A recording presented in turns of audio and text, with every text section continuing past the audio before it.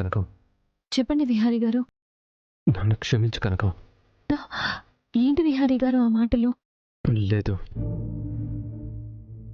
నువ్వు ఆ బిజినెస్ కోసం ఎంత కష్టపడుతున్నావో నాకు తెలుసు. నా కోసం, నేను కట్టిన తాళి కోసం ఎన్ని అవమానాలు, ఎన్ని మాటలు పడుతున్నావో కూడా తెలుసు.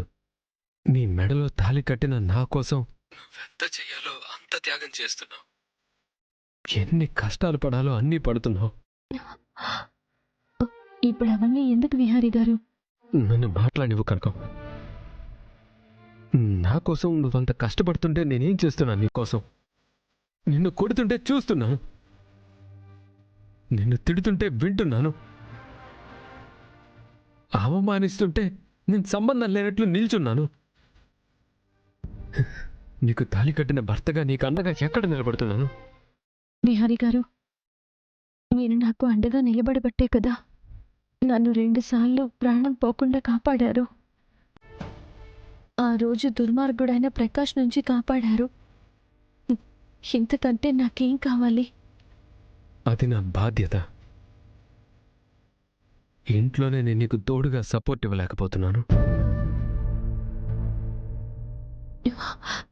మీరు చేయగలిగినంత చేస్తున్నారు. నాకది చాలా ఎక్కువ. మీ చేతుల్లో లేని దాని గురించి మీ నుంచి నేను ఏ రోజు ఆశించను, ఆశపడను. అలా అయితే నువ్వు జీవితాంతం నా వల్ల ఏడుస్తూనే ఉంటావా? పర్లేదండి, నాకు ఈ బాధలు, కష్టాలు అలవాటైపోయాయి.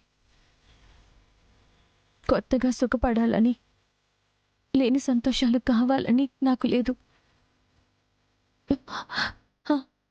నాది ఒక్కటే కోరిక, నా వల్ల మీకు ఎలాంటి సమస్యలు రాకూడదని ఆ దేవుణ్ణి కోరుకుంటున్నాను.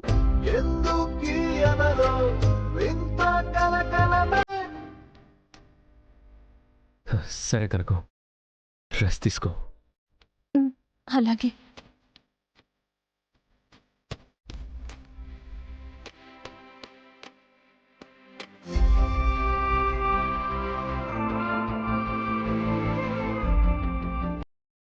నా భార్య భర్త కోసం అన్ని కష్టాలని, అన్ని అవమానాల్ని భరిస్తుంది. మరి నా భార్య కోసం నేనేం చేస్తున్నాను? లేదు, నా వల్ల ఇప్పటి వరకు తను అనుభవించింది చాలు.